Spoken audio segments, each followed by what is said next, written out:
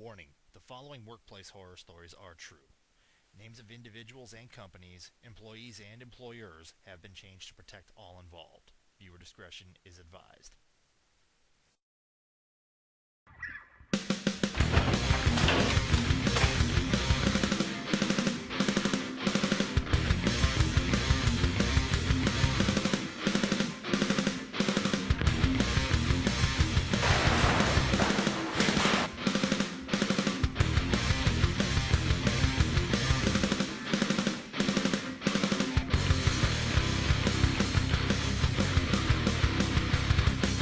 Hello, everyone, and welcome to Just Be Glad You Have a Job. My name is Johnny Dunn. And I am Damon Rico. Have you ever driven into work and beat the hell out of your steering wheel just so you could get a release before you walked in? Have you ever got on your hands and knees and begged your boss to fire you and were upset when they didn't? Have you ever wished your boss would catch their spouse fucking their child and die in a DUI accident out of grief? Have you ever wanted to send your boss a DVD of their daughter in a gangbang? Have you ever wanted to lunge over the desk and strangle the person next to you with a mouse cable? If the answer to any of these questions is yes, then this is the show for you. We are here to deliver true accounts of workplace horror stories from subscribers just like you. There are many reasons we do this: to give you a laugh, to give you a release. But above all else, to show you that if you've had enough, you are not alone. I love hockey. Having said that, it should come as no surprise that if I could score tickets to a game, there's not a lot of reasons I can think of not to go. Playoff tickets? Forget it. So one time I was working in this goddamn warehouse, the one I mentioned earlier where hopes and dreams go to get ass raped and cannibalized. I swear to God, that place has to be built on a cursed burial ground of retarded natives or something. Didn't matter. Nothing could have made me unhappy that day. My friend had scored some tickets to Boston versus Tampa Bay while they were in Tampa.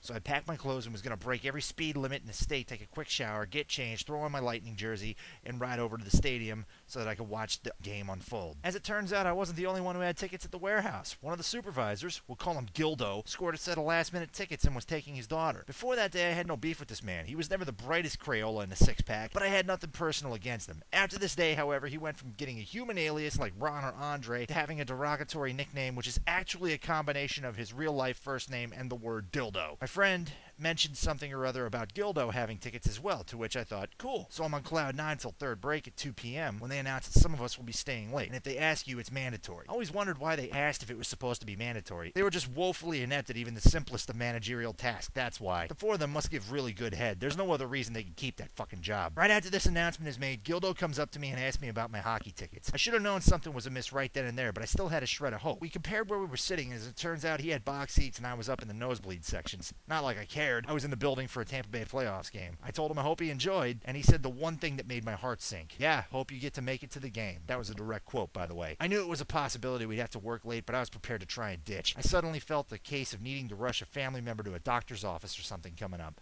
But the problem was that these guys were looking for any reason to fire anyone at the time, and copping out on overtime was one of the best ways to find your head on the chopping block. As I prayed they didn't ask me to stay late, the clock eventually struck 4 p.m., half an hour before I was supposed to get off. I tried to relax a bit, thinking I was in the home stretch. 15 minutes later, that's right, 15 minutes before closing time, Gildo's partner in crime, Terry, comes up to me like a hideous, cracked-out angel of death lizard creature. Honey, I need you to stay late today, she said, putting emphasis on the H in honey, as though her reptilian vocal cords were straining to make the human sound. I said, please, Terry, not tonight. I have somewhere I need to be. She says, no, I need you here. We got a big shipment that has to go out. Gildo fucked up, and we need this thing to go out tonight. She ended up confiding that we needed to stay till 7:30, maybe later. The opening face-off was at 7. I could not believe this was happening. Before I could even respond, her reptilian sense tipped her off that I was going to try to get my way out of doing this, so she cut me off. Quote, before you say anything, I'm not supposed to tell you this, but our boss is in the building tonight, and she's looking to fire some people. I don't want to see you get fired. I did give Terry a lot of shit, but I could see that she was at least trying to have my back. However, it didn't make the situation suck any less ballsack by comparison. I had no choice. Much as I wanted to see the game, much as I loved hockey, I needed the job. I hated needing it with every fiber of my being, but I needed it. Rent was coming up, there was a couple of bills that needed to be paid, and my girlfriend had just been laid off, so I couldn't say no. At 4:30, they gave us another 15-minute break, so I called my friend to tell her the bad news. Then I had to go back to work. About 5:15, Terry came around to check on us as we were grinding out Gildo's fuck-up, and somebody said, hey, where the hell is Gildo? This is his fuck-up we're fixing, isn't it? She responded, he's at the hockey game tonight. I dropped the screen screen I was working on, which shattered into a billion pieces before I looked up, barely catching a glimpse of my friend motioning to her not to say anything, knowing that I was going to lose my shit, and hanging his head in despair when he realized that I did. "What did you just say?" I hissed at her, my rage seething over. "Yeah, he's at the game. He scored box tickets." I explained to her the situation and what I was supposed to be doing at that time when I got called into work, and she says, "Oh my god, I'm so sorry. Maybe you can still get to go." I said, "No, it's too late. My friend already sold the tickets. She got rid of them when I told her that I couldn't go." "Oh my god, I'm so sorry."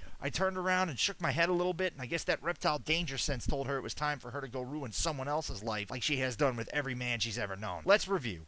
I'm fucked out of tickets to clean up a shitstorm that Gildo made, and not only is he not here to clean up his own mess, he's at the game I got boned out of seeing. It's not even a matter of us competing for the last couple seats. He had VIP box seats. I would have been in the nosebleed section. Simple and plain, he did it because he could. He got off knowing that he was at the game I wanted to go to, and I was cleaning up his shit. Oh yeah, and their boss, the one who was looking to fire everybody, she was at the game too. The whole thing was bullshit. I got fucked so they could cover their asses and earn a couple extra $1,000 while taking in the enjoyment of a hockey game. Make matters even worse, we called it a night at 6 o'clock, so I could have made the game. To say I was pissed off at this point would be a gross understatement of the fucking millennium frontrunner. I did everything I could to let them know how I felt. I didn't care if I got fired anymore. The gloves were off. I motherfucked them every chance I get. I motherfucked Gildo in front of everybody, to the point where he couldn't believe the words were coming out of my mouth. He was actually backing off scared. And Terry, next time she threatened to fire me, I told her flat out I have never begged anybody for anything in my life, and I got down on my hands and knees, looked her dead in the eye, and said, "Please fire me. I'm fucking begging you." Everybody laughed. They thought it was hysterical, and we're all like, "Holy shit, I can't believe he's actually doing this." Except for Terry, who kept saying, "You want me to do it? I'll do it. I'll do it." And I said, "You're an idiot. I'm on my fucking hands and knees begging you to fire me. Do it!" Terry got understandably confused, and somebody even said to her, "Hey, Terry, looks like that's the first time any man's ever begged you for anything, huh?" And she stormed off. Best part about it is, I called their bluff. None of them had the balls to fire me. Well, not for another couple of months anyway. Now, 5 things that Gildo could do to redeem himself in the eyes of the Just Be Glad You Have a Job audience. Number 1, let his daughter he took to the game pick out the largest, freakiest dildo that she could possibly find, have the biggest usher from the hockey game they were at that night lunge it into his rectum until he cries, and then go ass to mouth. Number 4, attempt to stop a Steven Stamkos slap shot with his cock. Number 3, savagely masturbate while crying and watching video of his daughter in a gangbang porn where all the guys are wearing hockey jerseys. Number 2, Gildo should attempt to build the order that he had the submitter contribute to by himself, all the while the submitter takes a hockey stick and hits him between his fucking legs with it at random intervals. And the number 1 thing that Gildo could do to redeem himself in the eyes of the Just Be Glad You Have a Job audience is slit his own throat with the used skate blade of Martin St. Louis.